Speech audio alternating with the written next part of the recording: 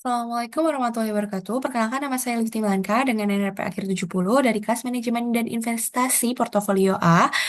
Di sini saya akan mempresentasikan hasil evaluasi strategi investasi saham melalui simulasi Fitrate RTI. Sebelumnya di sini merupakan outline pembahasan mengenai performa analisis serta evaluasi terhadap pengerjaan presentasi ini. Kemudian di sini terdapat performa dari saham yang ada pada Fitrate yang dilakukan transaksi di mana tanggal mulai dan selesainya transaksi ini dimulai pada Senin 18 November 2024 dan progres pertamanya ini bermula pada Selasa 26 November 2024 dan tanggal selesainya sekitar Minggu 8 Desember 2024. Kurang lebih pelaksanaan simulasi ini selama 3 minggu. Kemudian di sini terdapat lampiran transaksinya, di mana lampiran transaksi ini terdapat 50 transaksi yang dilakukan oleh saya selaku penulis, di mana terdapat penjualan dan pembelian saham dari periode 18 November hingga 8 Desember 2024. Kemudian di sini terdapat rincian dan rekap transaksi, di mana secara keseluruhan dapat dilihat bahwa misalkan bahwa eh, seluruh transaksi ini mendapatkan kerugian sebesar minus 0,66% atau setara dengan 660.000. Di mana hal ini terdapat beberapa saham yang masih di hold sekitar 6.486.500 dan terdapat total cash-nya yang dipegang saat ini sebesar 92.853.500 dan total market value-nya sebesar eh, dan total asetnya sebesar 99.340.000, di mana hal ini merupakan tidak cukup baik karena mengalami kerugian dan dapat diketahui kerugian terbesarnya ini dapat di kode saham SOFA sebesar minus 91,26%. Kemudian di sini terdapat nilai portofolio selama 3 minggu. Kemudian masuk ke tahap analisis di mana saya menggunakan metode analisis keputusan fundamental, teknikal, dan sentimen pasar di mana fundamental sendiri ini berkaitan dengan kesehatan dan nilai intrinsik suatu perusahaannya secara makroekonomi, baik itu faktor-faktor ekonomi pada keuangan, geopolitikal, dan lain sebagainya. Kemudian terdapat faktor dari metode analisis keputusan teknikal di mana teknikal ini biasanya diperuntukkan bagi trader yang aktif dan untuk melihat jangka pendek pergerakan suatu saham. Hal ini bisa dilihat dari atas dasar data historis harga saham dan volumenya. Kemudian di sini terdapat sentimen pasar, di mana analisis sentimen pasar ini merupakan suatu proses dalam memahami dan mengevaluasi kondisi investor di pasar terhadap suatu aset. Kemudian pada analisis fundamental ini saya melakukan analisis fundamental terhadap Argo atau PT Argo Pantes Tbk, di mana Argo ini mencatat pemulihan di tahun 2024 dengan laba bersihnya sebesar 28,9 miliar. Jadi tahun-tahun sebelumnya itu Argo Pantes ini mengalami kerugian teman-teman, di mana earning per share Argo ini meningkat dari harganya itu sekarang menjadi Rp22. Kemudian net profit margin Argo sendiri membaik sehingga mencapai persentase sebesar 7,23%. Hal ini dapat disebabkan oleh adanya pemulihan Argo yang bergantung pada pengelolaan biaya internal untuk strategi operasional yang akan datang. Kemudian di sini terdapat analisis fundamental terhadap Jakarta International Hotel and Development, di mana JIHD ini cukup bagus nilainya ini mencapai 1,47 triliun, naik 15,7% pendapatan untuk pendapatannya itu sendiri. Bisnis JIHD sendiri diketahui bahwa bergerak dalam hotel dan pariwisata, terlebih di Jakarta, yakni Hotel Borobudur dan Ritz-Carlton Pacific Place, di mana kinerja saham JIHD sendiri menginginkan adanya optimisme pasar dan JIHD juga menghadapi risiko makroekonomi, suku bunga, dan permintaan pasar properti untuk jangka panjang. Kemudian di sini terdapat analisa teknikal mengenai PT eh, Bumi Resource Minerals. Jadi BRMS sendiri merupakan perusahaan mining di mana terdapat tren kalau misalkan teman-teman lihat di sini adanya eh, kenaikan yang tajam di bulan September dan adanya fluktuasi pada bulan November dan setelah turun dilihat secara konsisten pada bulan Desember dan mencerminkannya ada volatilitas yang tinggi dengan tren harga stabil ke arah atas. Kemudian di sini pola harganya grafik menunjukkan tren naik jangka pendek didukung oleh minat beli kuat dan potensi pembalikan ke arah bullish. Kemudian di sini terdapat transaksi. Dari saya sendiri melakukan transaksi pada 3 Desember 2024 di harga Rp402 dan menjualnya pada 6 Desember 2024 dengan harga Rp410. Di sini margin profitnya sebesar Rp8 untuk per sahamnya dan menghasilkan keuntungan sebesar 1,99% dalam 3 hari dan mendekati level resistance-nya.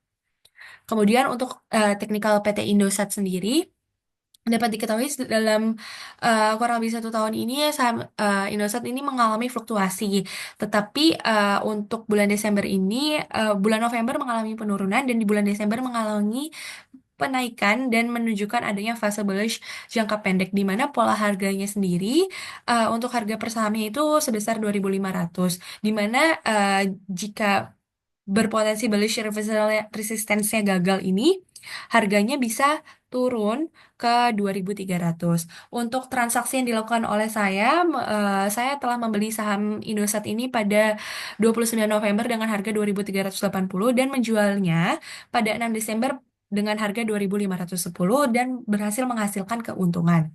Kemudian di sini terdapat analisa sentimen pasar dari Unilever di mana pada tahun 2024 Unilever mengalami tantangan besar teman-teman. Jadi kalau misalnya teman-teman tahu sekarang di sini tuh banyak banget yang concern terhadap geopolitikal yang ada di dunia di mana Palestina dan diduga bahwa Unilever ini mendukung gerakan-gerakan yang terdapat pada konflik Israel dan Palestina. Di sini menunjukkan adanya daya beli masyarakat yang menurun dengan adanya boykot-boykot ini di mana adanya daya tariknya masyarakat yang menurun sehingga mempengaruhi harga saham dari Unilever sendiri. Maka dari itu menunjukkan sentimen bearish dan kekhawatiran investor terhadap kinerja Unilever itu sendiri.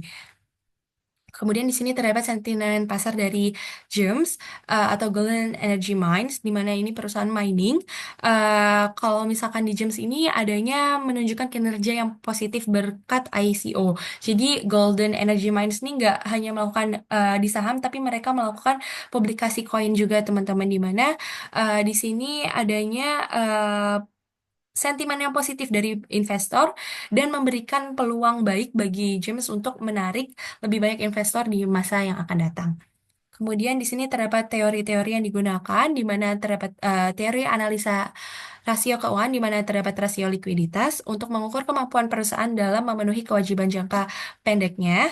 Kemudian terdapat rasio solvabilitas dengan tujuan untuk menilai kemampuan perusahaan dalam memenuhi kewajiban jangka panjangnya, serta rasio profitabilitas, di mana apabila profit margin semakin tinggi, maka dapat disimpulkan bahwa kinerja profitabilitas perusahaan tersebut semakin baik. Kemudian di sini terdapat rasio aktivitas dengan bertujuan untuk melihat efisiensi penggunaan aset dalam menghasilkan suatu penjualan. Kemudian di sini terdapat analisis industri. Tujuan analisis ini untuk membantu perusahaan mengidentifikasi peluang dan risiko di masa yang akan datang. Kemudian terdapat modern portfolio teori atau MPT, di mana terdapat diversifikasi risiko, return, efisiensi portofolio, serta risk aversion. Kemudian di sini terdapat CAPM atau CAPM, Capital Asset Pricing Model, di mana di sini melakukan penilaian terhadap harga sahamnya, apakah saham tersebut undervalued atau overvalued, di mana manajemen portofolio ini dengan adanya CAPM, hal ini dapat membantu manajer portofolio dalam memilih aset atas dasar beta dan return yang akan diekspektasikan di masa yang akan datang. Kemudian terdapat pola grafik teknikal seperti yang sebelumnya sudah dijelaskan, terdapat bullish dan bearish, di mana kalau bullish sendiri itu terkait kondisi pasar saham yang sentimennya itu mengarah ke arah positif, sedangkan kalau misalnya bearish itu mengarah ke arah yang negatif atau mengalami penurunan, serta hal ini dapat dipengaruhi oleh faktor-faktor negatif seperti ketidakstabilan ekonomi. Kemudian di sini terdapat behavioral finance theory, di mana ini merupakan suatu perilaku yang dilakukan oleh uh, investor atau pemegang sahamnya, yakni terdapat bias kognitif. Jadi kadang-kadang itu adanya overconfidence bias dari investor, di mana investor ini terlalu percaya diri dan cenderung mengambil risiko yang berlebihan, serta adanya confirmation bias, di mana ini investor hanya mencari informasi yang mendukung keputusan investasinya sambil mengabaikan bukti yang bisa merugikan. Jadi cenderung tidak peduli dengan kondisi sebenarnya. Kemudian di sini terdapat heuristik, di mana terdapat representativeness heuristik, di mana investor menilai pola tertentu sebagai acuan tanpa mempertimbangkan kondisi sebenarnya. Kemudian terdapat anchoring, yaitu investor terpaku pada faktor tertentu seperti harga saham yang mempengaruhi keputusan investasi tanpa dasar objektif. Kemudian terdapat psikologi dan emosi, terdapat loss aversion, herding behavior, serta disposition effect. Kemudian terdapat evaluasi dari penelitian ini di mana kalau misalkan dilihat secara evaluasi kinerja, tentunya di sini terlihat buruk karena adanya kerugian sebesar 660.000 atau setara dengan minus 0,66% dari jumlah cash pada awal mula transaksi ini dilakukan. Hal ini menunjukkan adanya tingkat perbandingan yang buruk karena secara keseluruhan IHSG ini mengalami penaikan yang angkanya cukup positif di angka 3,77%. Hal ini eh, menjadi suatu bahan evaluasi bagi investor di mana terdapat evaluasi strategi penetapan tujuan yang jelas. Jadi sebagai investor harus menentukan tujuan investasi jangka pendek atau panjang untuk menyusun strategi yang tepat, di mana didukung juga dengan manajemen risiko di yang perlu untuk melakukan diversifikasi portofolio, di mana dengan adanya diversifikasi portofolio, risiko yang eh, akan didapat akan lebih kecil juga. Kemudian terdapat evaluasi berkala. Jadi untuk investor ini harus melakukan evaluasi rutin terhadap hasil transaksinya untuk memahami kondisi portofolio. Kemudian terdapat penggunaan teknologi. Jadi memanfaatkan seperti Stockbit dan V-Trading untuk melihat kondisi sebenarnya saham itu seperti apa. Dan di sini terdapat timing yang dimana saya sendiri mengalami kerugian terbesar pada saham SOFA disebabkan oleh kesalahan analisis. Jadi adanya timing pembelian yang buruk serta kurangnya pemahaman terhadap kondisi pasar serta kinerja perusahaan dari SOFA sendiri. Adapun juga misalkan kayak pembelian-pembelian saham gorengan yang menyebabkan kerugian-kerugian pada analisis evaluasi ini. Kemudian di sini terdapat evaluasi pengambilan keputusan di mana adanya analisa lebih mendalam serta kemudian perlunya diversifikasi portofolio serta pengelolaan waktu. Kemudian di sini terdapat lampiran mengenai Fitrate RTI-nya dan di sini daftar pustaka dari penyelesaian eh, laporan ini dan sekian terima kasih. Wassalamualaikum warahmatullahi wabarakatuh.